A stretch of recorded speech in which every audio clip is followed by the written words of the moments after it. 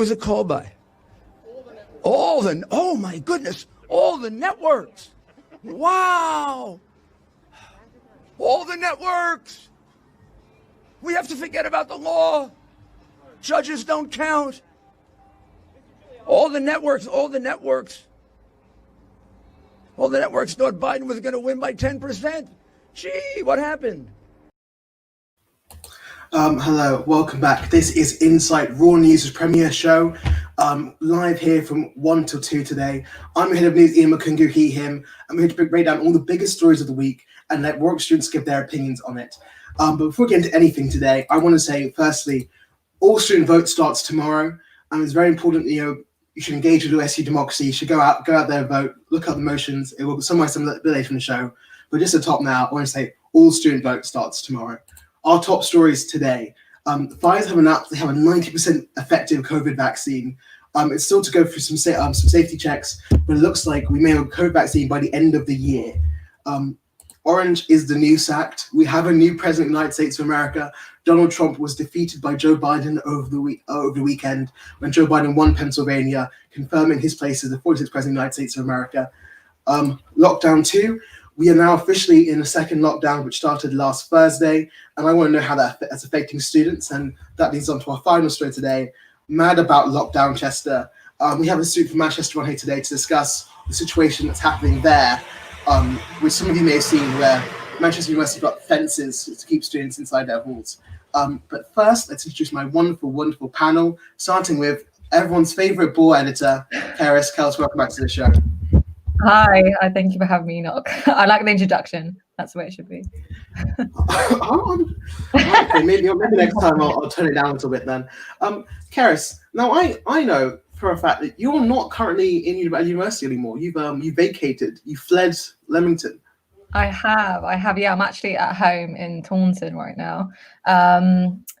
Yeah, it's quite nice to come home. I mean, I've been missing my family, and it's hard. It's hard to work. I live with like 7 other people, so it can be quite hard to be productive, whereas my parents are both key workers, I guess you could say, so they're still working. But yeah, it's nice, and I'm completely with any student who feels they need to go home for their mental health, especially people in halls. I can't imagine what that would be like, but yeah, so I'm at home. Yeah, absolutely. I mean, we'll talk about later on in the show. We also have a foreign invader, Johnny Hoskins, here from Manchester. Johnny, hello. Well, I don't think I've ever been called a foreign invader. I'm sure I've called that many a time. Most likely. So, Johnny, how are you doing? I'm good. How have you, a Manchester student, end up here on a Warwick Radio live stream?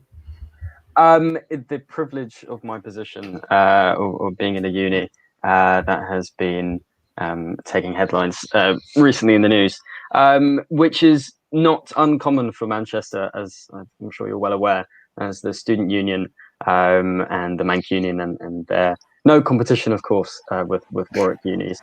Excellent news coverage, but have been the centre of some breaking stories of the past, and no short of what happened last week.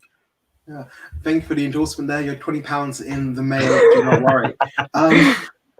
Yeah, so let's start with our first story of the day. Pfizer have announced that they have a more than 90% effective coronavirus vaccine, and they're hoping to be approved by December, with key healthcare workers and other vulnerable people getting doses by the end of this year. Panel, firstly, I say panel, there's only 2 of you. The 2 people that my panels consist of. Firstly, I just want to straight away your reactions. What do you think? We have a vaccine. Karis? I can go, yeah. I mean, it feels like 2020 has saved all the good news that we could have had this year all into like the last 2 months. I was really happy, but a little bit skeptical. I feel like I can't trust anything now after like what 2020 has thrown at us. And I think it's looking like the best possible outcome that we could be getting a vaccine for healthcare workers, at least by 2021. And by 2020, sorry, the end of this year.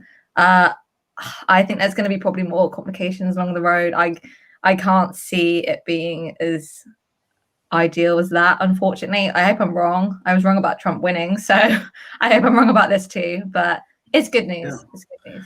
Yeah. Well, I can't call on Trump winning because I'm the impartial newscaster. Johnny, what do you think? Yeah, I'd say similar thoughts. I think the thought that I've noted down is optimistic skepticism. I feel like the news that comes out with COVID continuously is always surprising, always different turn of events, and it gets quite relentless. And I think, and a taste of a morsel of good news, I think we can all use. But yeah, it does seem nice to be following a trend of somewhat positive news after last week.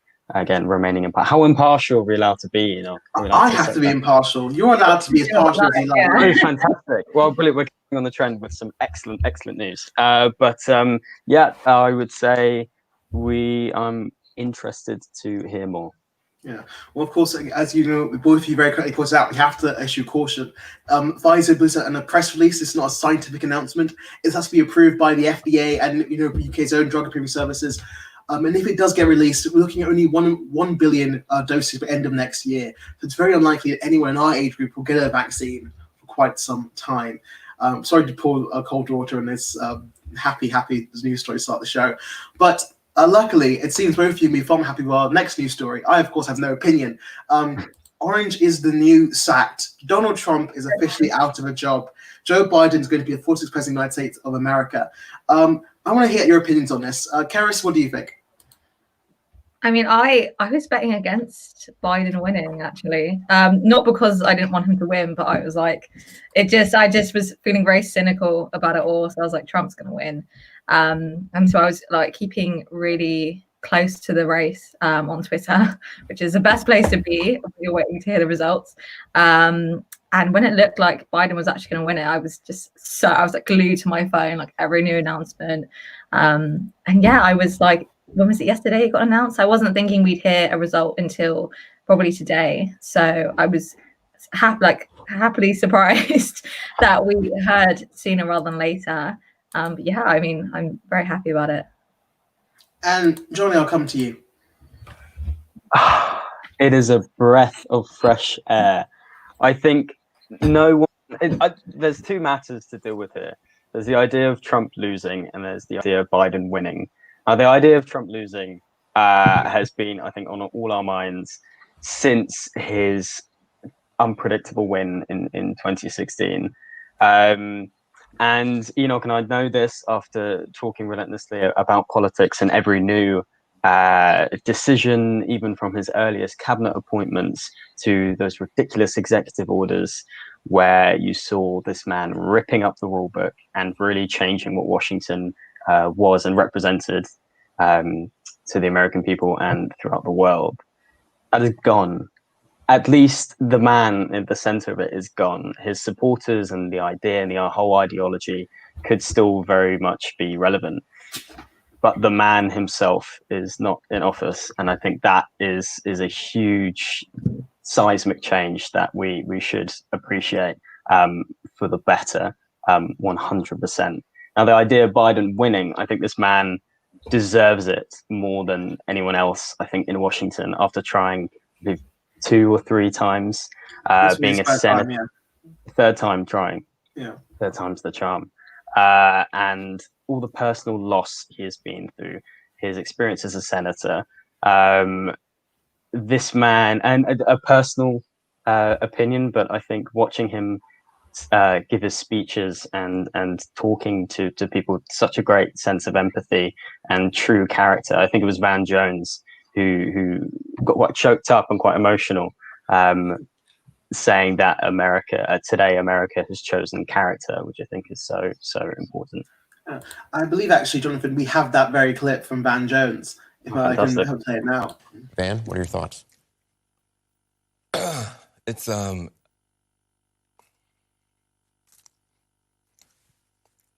well, it's easier to be a parent this morning.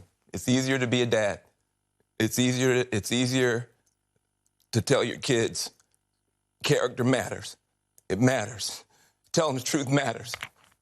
Being a good person matters. And it's easier for a whole lot of people. If you're Muslim in this country, you don't have to worry if the president doesn't want you here. If you're an immigrant, you don't have to worry if the president's going to be happier to have babies snatched away or send dreamers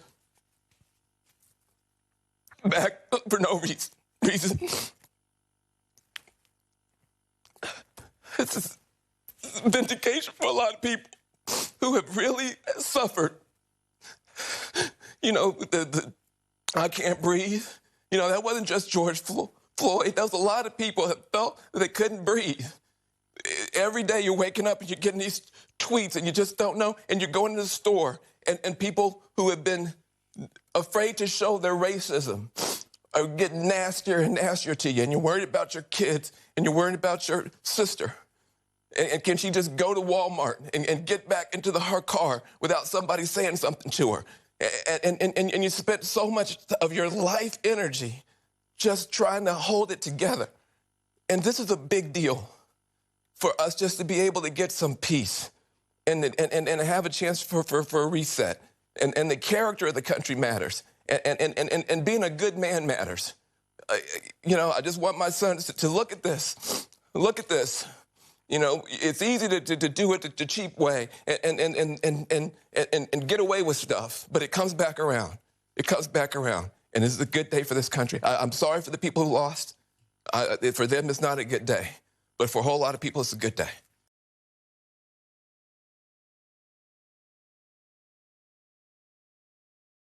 Of course, once again, I have to state Raw News is impartial, and so I can't endorse any sentiments given now. Now, Jonathan, you mentioned Donald Trump is gone, but not forgotten. Donald Trump is still tweeting, insisting that election's been stolen from him illegitimately. Do we think Donald Trump is undermining American democracy? Karis? I think Americans have quite a funny sense of democracy in the first place with the way that their voting works. I wouldn't put it past Trump to do something like this. I think he's going to try. He's grasping at straws and he's going to continue.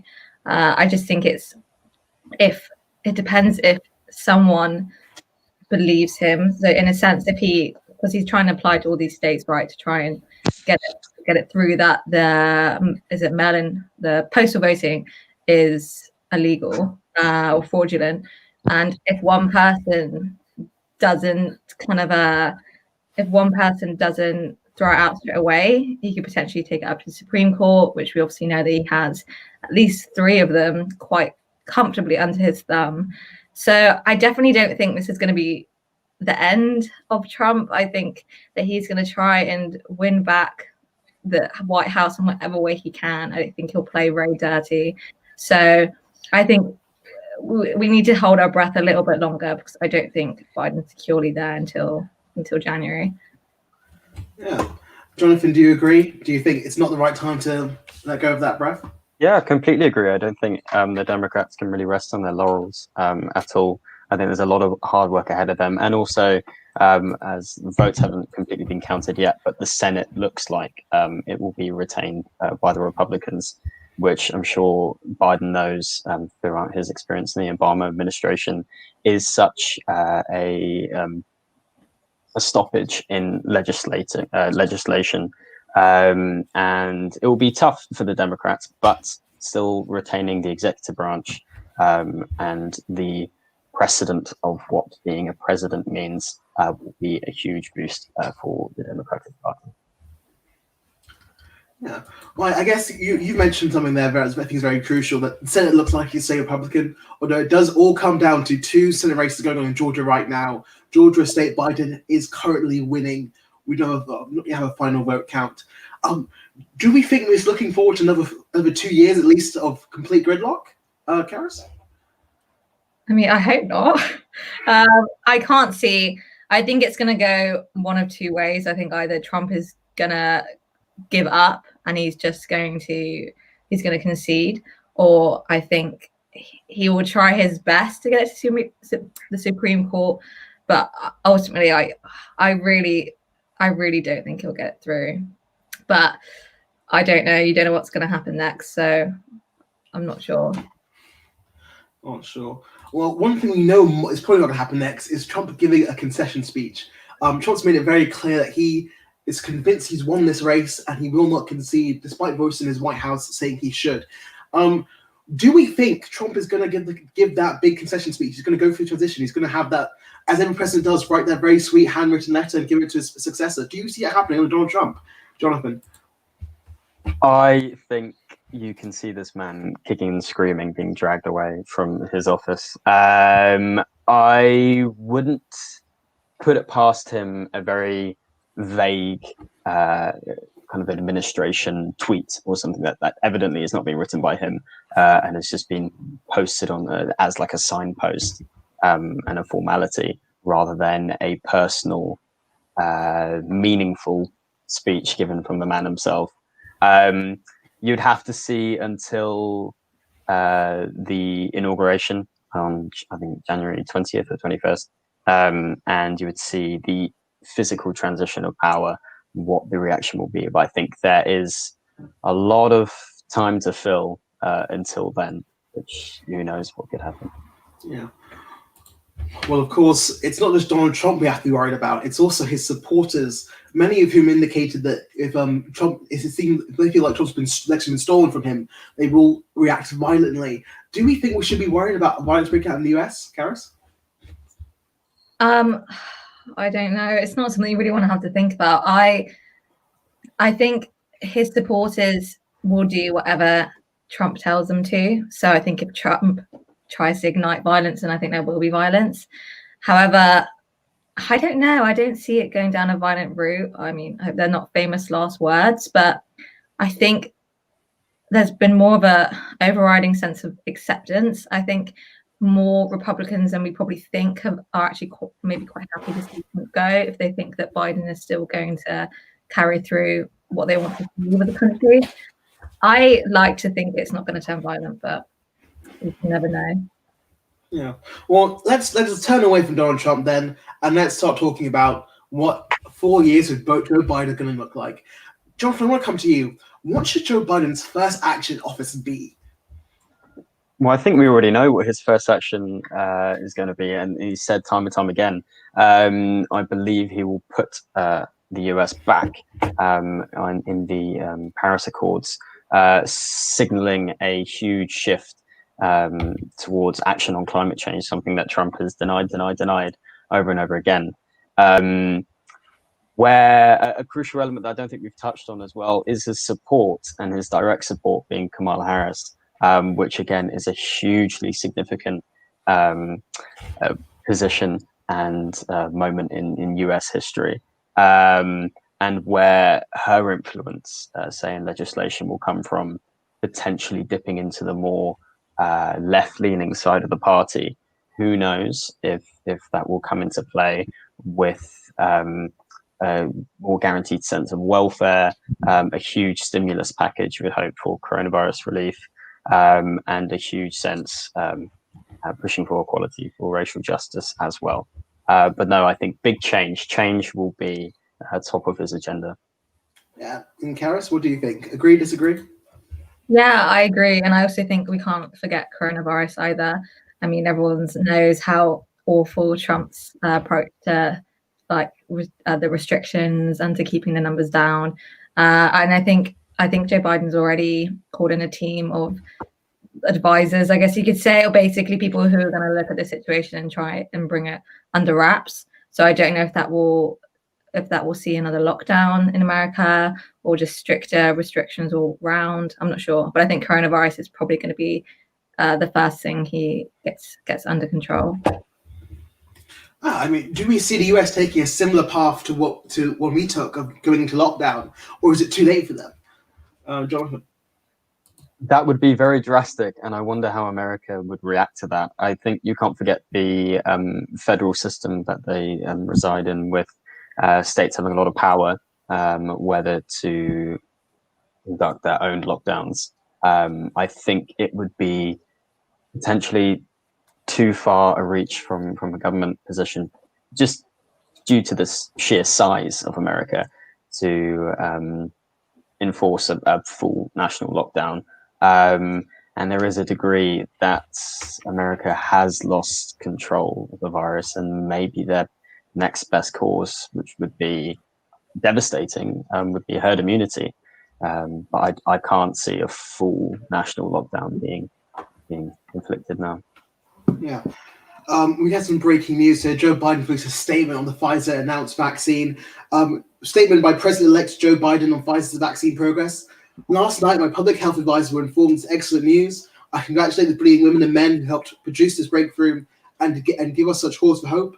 At the same time, it's important to understand that the end of the battle against COVID-19 is still months away. And the rest of the statement goes on to outline the fact that we still have a very long timeline for this to many Americans. Masks are the most potent defense Americans have. Do we think, more than anything Biden does in his, policy-wise, do we think we're going to see a change from having a leader who simply refused to accept coronavirus, refused to wear a mask, refused to endorse several issues, in fact got coronavirus, to a leader who now publicly says a mask is the very most important thing you can wear? Karis? I think Biden has consistently had a more science-driven approach to coronavirus. I mean, it wasn't it Trump making fun of him for wearing a mask at one of their speeches. I think he is going to be a good example for how Americans should be reacting to coronavirus restrictions. I think he's going to endorse mask wearing. I don't know how strict it's going to go. Like you said, with the federal system, it's going to be a lot harder to impose stricter restrictions in states, and especially more Republican ones. I think they're even more strong-minded than us, in the sense that they will definitely come out and protest if he tries to bring in a kind of like national mask wearing approach. So yeah, but I think he's definitely going to set a better example than Trump did.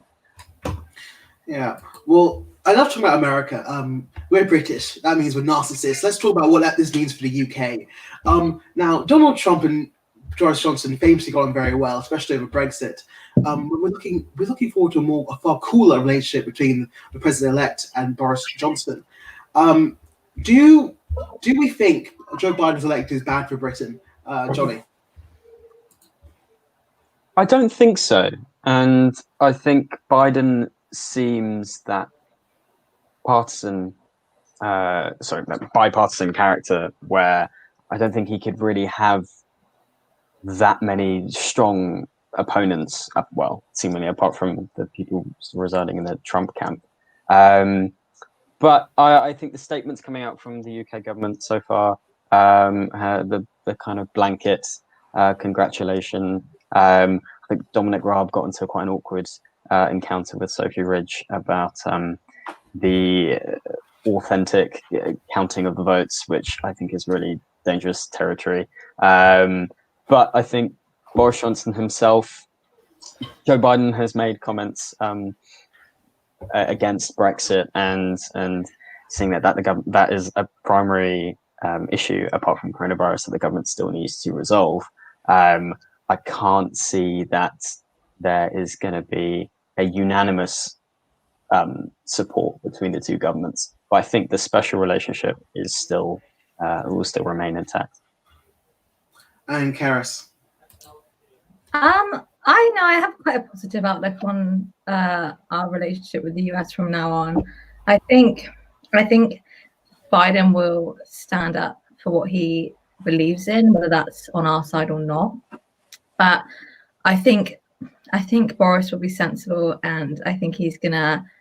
I can't see him. I think he'll stay friends, and I think he'll keep the good relationship. I think he knows that that's more the important thing than whether or not they agree politically. But yeah, no, I think it's gonna remain pretty stable. Yeah. Now, one final question on this topic before we move on to discuss lockdown 2. The twin events of Brexit and Trump winning election set up a wave of right-wing populism across the world. As the sun sets on Donald Trump and he's reached the end of the Brexit process, do we think we're reaching the end of that right-wing wave? Is it now time for a resurgence of centrist liberalism? Johnny? I think you use a very interesting turn of phrase, saying the sun sets, as the Sun, Rupert Murdoch, have clearly shown a turn against the populism that Donald Trump has I think was that you laughing, you know?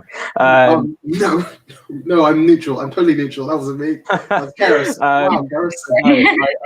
I think right-wing media, and particularly the populism that we've seen in recent years, they still have their backs in positions of anti-immigration and rule of law and all these issues that I think Boris Johnson, to an extent, will still try to uphold.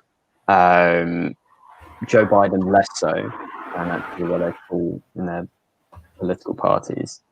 But I think the right, in a sense, will bounce back. I know 2024 will be a year of double elections across the pond in here. But we'll have to see. I think the right isn't going away anytime soon. Yeah. Well, I'm sure in 2024 we'll cover it just as well as we did this year. And Karis, what do you think? Yeah, I agree with Johnny. I don't think the right are going away anytime soon. I think it's a shame we haven't got an election coming up like nearer, because I think it'd be really interesting to see the kind of immediate effect of Trump leaving the White House. I don't know what 2024 will bring. I think there probably will be a slow setting of the sun, as you say, on the right. But I think it's going to be like over a long period of time. I think Trump is the first of. I think he's going to be the first. Yeah. Well, on that cheery note, on to the next story. Lockdown 2, Electric Boogaloo. So, after it was announced last Saturday, after Boris Johnson was forced to rush out the announcement due to leaks, Lockdown 2 came to place on Thursday. Karis, Johnny, how's Lockdown 2 treating you? I'll start with you, Karis. I know you've fled the country or whatever. Fled the country, yeah, as in Leamington. Yeah, I'm at home, and yeah, it's fine. I think everyone managed to adapt to lockdown last time, so I think it's not as scary going into another self-isolation period this time round. We've all done it before. Whether that makes it easier, I don't know. I think the time of year really doesn't help. I think in terms of people's mental health, it's coming just in time for seasonal depression, which is, I think for students as well, people not able to see their families. I think it's going to really hit them hard. I'm lucky that my family are comfortable with me coming home. I know a lot of people won't be in the same position. For me personally, it's fine, but I don't represent everyone, unfortunately. Well, because we had Luke Metham on our show only 2 weeks ago now, I think, on Johnny Jenkins' show, and he said that he would strongly urge all students to please stay on campus, don't go over reading week. If you can, don't go home for Christmas. Or I mean, Christmas wasn't mentioned specifically, but don't go home as a general message. Don't want to put words in his mouth. Obviously now, Karis, you've gone home, so you've clearly not listened to our dear president. Do you think it's safe for students to go home during lockdown? I think it's going to be different for everyone. If my parents were vulnerable, or if I was I was coming back to like a bigger home, then I think my outlook would be different. Most of the house I live with have also gone home, so it was a case of me being stuck in Leamington, not being able to see anyone, living on my own, which is really tough. Or it's a case of coming home to my parents who aren't vulnerable, staying inside and not seeing anyone else. I think I can understand why Luke is saying that. Of course, he's got to go along with the government guidelines, but I don't feel guilty. I think it's a matter of how your family feel about it, how your flatmates feel about it. I'm essentially moving from one home to the other. Me and my house have already had our bout of coronavirus. So I think my personal situation, I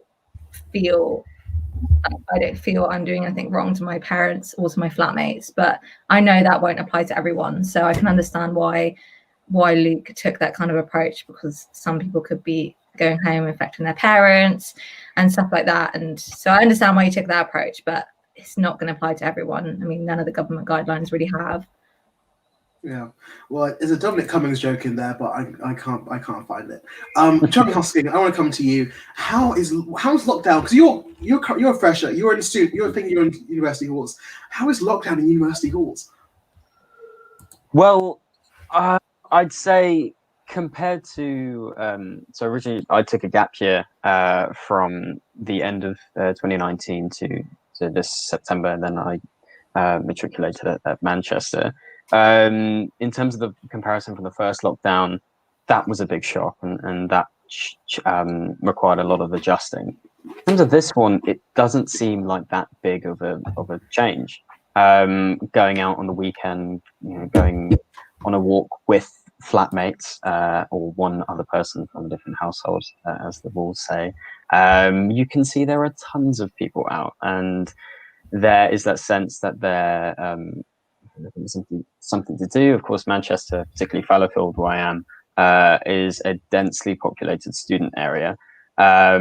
In terms of shops open, I think a local night out will be going to the local Sainsbury's, and it is a bit of a adjustment kind of overall. I've been very lucky. I'm in a flat with 7 other people, and we have organised movie nights and kind of group cooking sessions and baking, and it's been okay so far. I think also having the distraction, as any diligent uni student would try to say, at least having the distraction of work has been somewhat useful in terms of organising and structuring and getting a routine for the day. But yeah, overall, I think less of a shock, but still, I have more of the same, I guess. I mean, how does it feel to be? Because I know, obviously, as you said, I think we've both said 9 times in the show already. You took a gap year out. How does it feel to take a gap year out just for university experience? You come back to university, and suddenly, how does it feel as a fresher to feel like you've been denied all these experiences of regular university life? How do you mean? How do you mean? Well, obviously you didn't have a normal freshers week. You didn't have the opportunity to go out and meet tons of new people, and now obviously you're in lockdown, so you're stuck in your university accommodation. Can you? Is what I'm saying. Yeah, can you hear me? It's always very hard to online. Yeah, sorry, I think the connection just jumped a bit there, but I think I've got you now. Okay. All right, I'm not gonna lie, that there've been a couple moments the last month where it's gotten to a stage where I'm thinking, was I right to take a year out last year? If this year, but I had no idea what this year was going to be like, or even the idea of taking another year out, and hopefully next first year will be as they've been previously. The things that I've been personally looking to get out of university have of course getting engaged with a really interesting course. I'm studying English literature, meeting a lot of like-minded people, which apart from my flat, unfortunately no one studies English here. They've been lovely, but the people on my course I haven't met yet, and that's been really tough. And with no in-person seminars, even the content of the English course has been hard to cover because a lot of it is discussion and debate and all that all do properly in person, and it's been really tough. As you see, if the connection's jumping now, this is how a lot of my basically impossible best moments of university are going. But no, it's certainly going to be a year to remember. Yeah. Well, Johnny, I won't lie to you. Part of my reason for writing the show today was very much mercenary. I want you to tell us about what's happening in Manchester right now. In this section we call Mad About Lockdown Chester, which is a pun on Manchester from the 90s, which Karis could explain because she's a music editor. But yeah, Johnny, what's happening in Manchester right now? I'm glad you explained. I'm glad you explained that. I had to work that one out. So right now things have luckily calmed down. Last week, it was on Thursday, on the 5th. I was getting a bunch of texts from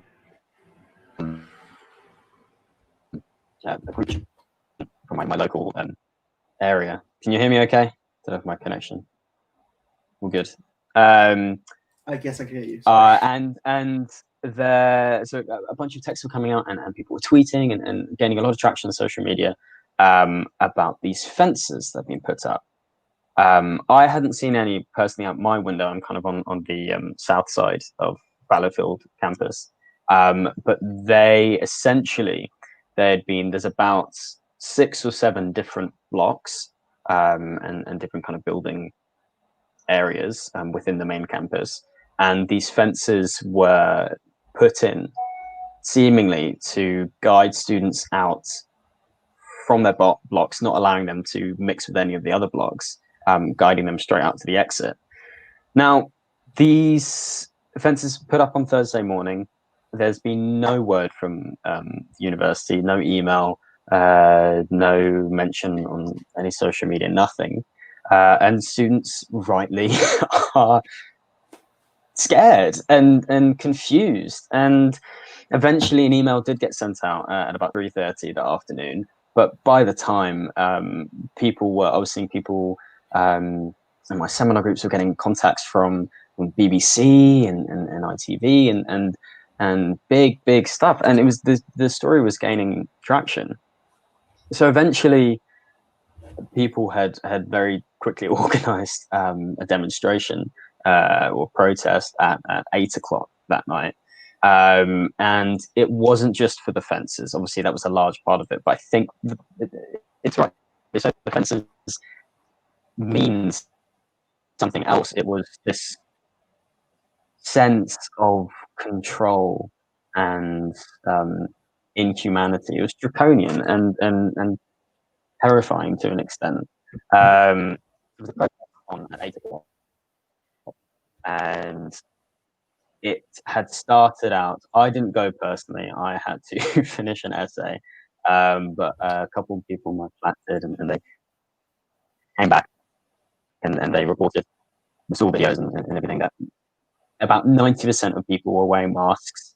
Social distancing was here and there. They were trying. There was apparently someone with a megaphone saying, "Keep in your households, try and adhere to the guidelines."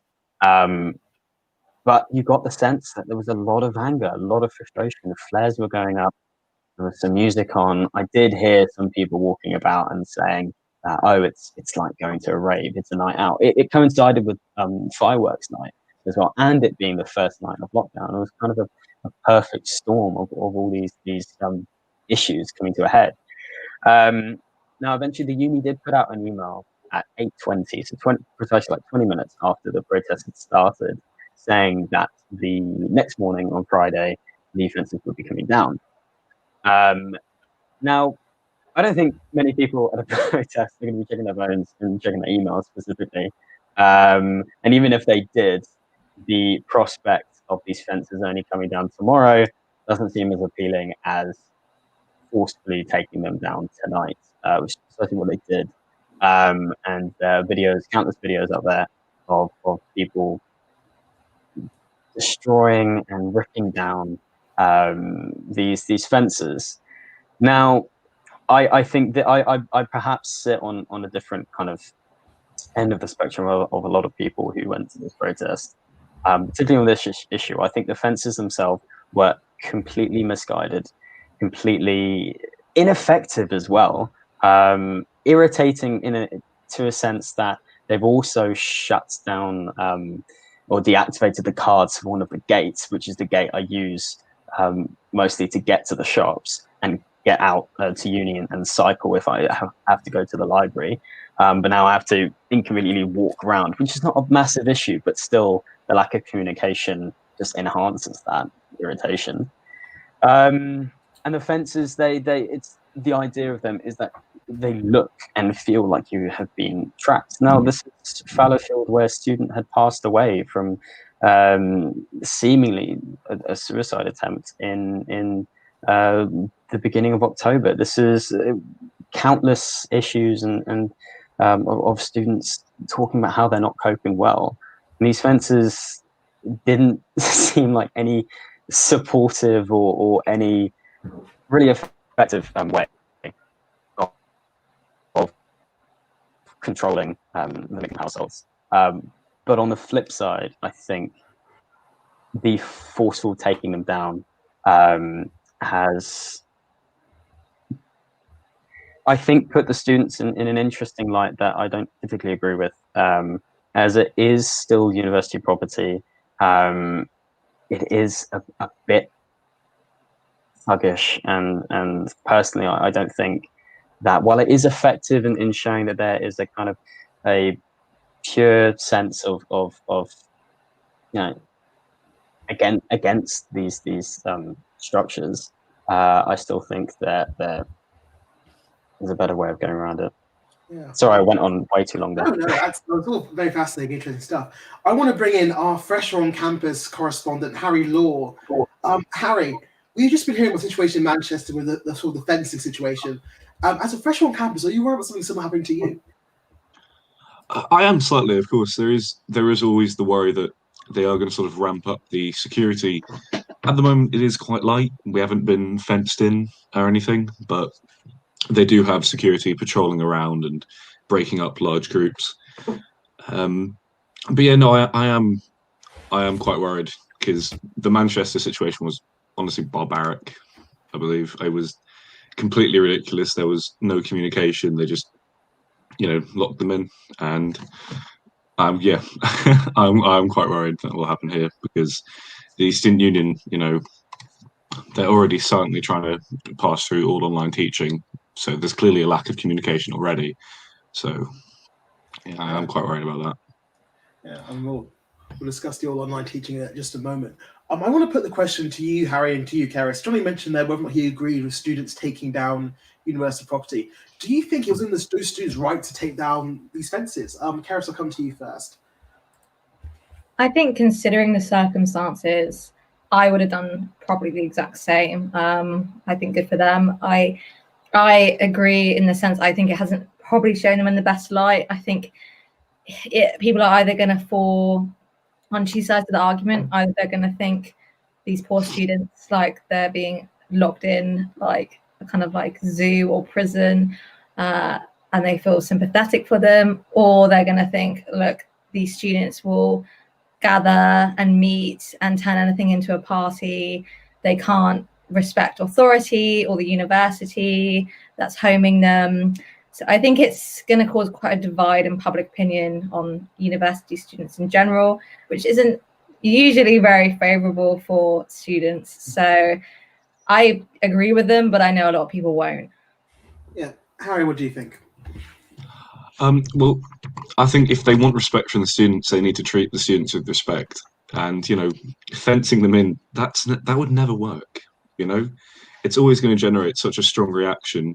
I mean, I don't know if you've seen the video of people tearing down the fences, but they were all in such a massive group because they all came together to tear these fences down. And I feel like that sort of, that hard strength way isn't just going to work because they're not going to just sit there being fenced in, Yeah.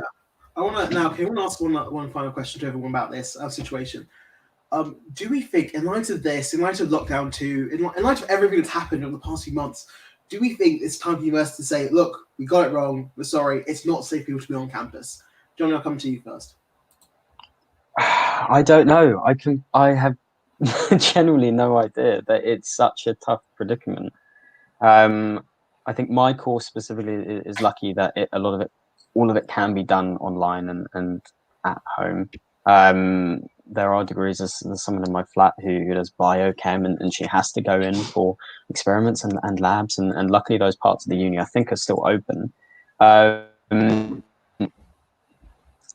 It's such a knife edge debate, and I think perhaps it might be a little too late for unis to say, actually, go home, there is no point you being here. I think still being here symbolizes an extent that personally why I haven't gone home, and well, in one sense as the uni have told me not to go home, but also I feel like me being away from home, I'm here to work in a sense, and that mentality I think is still healthy, but yeah, it's I can't imagine the stress the unis are going through this issue. Yeah, I want to come now to Karis as the resident person who have fled university already. Karis, what do you think? I think they've got to stick with one approach. I think we've been thrown in so many different directions. We've been left with such an uncertainty this entire term. I think to just put everything back online again would be disastrous. I've had all of my classes online pretty much the whole term, which, like Johnny, I think English can be taught effectively online. I'm fine with it, but I was speaking to people, some of my friends who do things like business and stuff like that. They've had everything in person, and the idea of everything getting put online is making them so anxious, because where else can you meet people, see your classmates? It'd be really, really sad. And from the one in-person seminar I've been to, it feels so safe. I can't speak for how all universities do it, but I think they've done really, really well in making it a corona safe environment. We have to come in, all wear masks, we're all 2 meters distance. We have to wipe down everything before we use it and afterwards, like the tables and everything. It really, really feels safe. And I think, speaking from someone who lives in a student town, if everything gets put online, people are just going to go around to each other's houses more, and they're just going to congregate more in the towns. And we all know how quickly it spreads through households. So I really don't think it's going to be effective. And it's so unfair for first years as well. I don't think it's right. And speaking of one of those first years, Harry, what's your opinion? Well, I personally wouldn't like to see all teaching go online, and if it did, I'd like to have an option to sort of defer a year, because I don't find online teaching too effective. As someone in campus accommodation at the moment, my desk is it's inches away from my bed. It's so hard to separate that sort of work-life balance with online teaching. It is a shame, because obviously the freshers experience is very centered around going out, being as social as possible, and obviously that's a bit of an issue at the moment.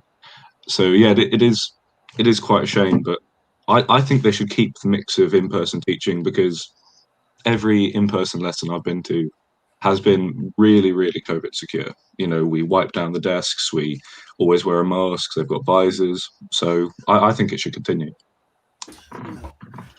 Well, thank you everyone for joining me on these topics. Now, Harry, you joined us late, so I want to get quick fire your opinions on the stories we discussed today. Starting with Pfizer, we have a 90% effective COVID vaccine. Are you cautious or are you optimistic?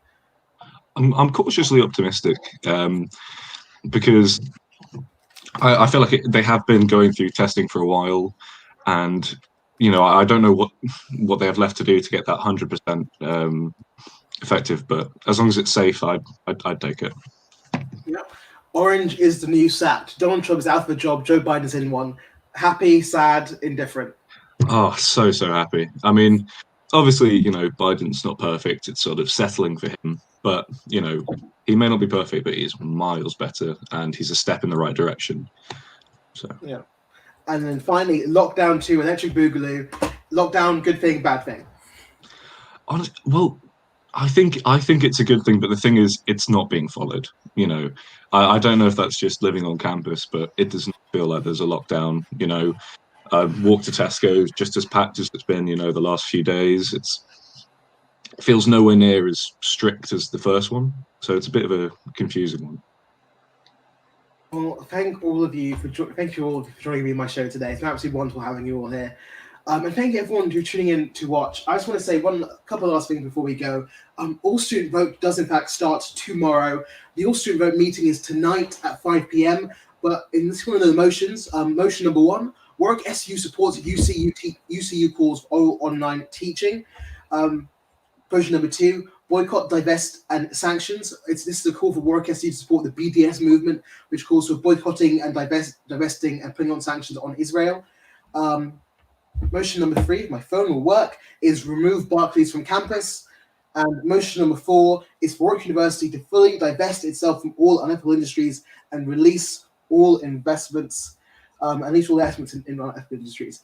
If you have any interest in any of those, or you just want to participate in your campus democracy, I'm urging you to vote. Yes, Bandit, you're watching because you're commenting, so thank you. I'm urging you to vote. Just one last thing before we go is that news deputy applications are open. If you want to get involved in the news department, you can now apply to become a news deputy. In the description of this video, there is an application form. So please, if you're interested in getting involved at all, please do apply. Also, the Insight now is going to re-air as a radio show properly again for the first time in months. So if you want to listen to that, tune in exact same time tomorrow on Tuesday at Raw Talk 1 AM. Thank you all for watching. It's an absolutely wonderful show.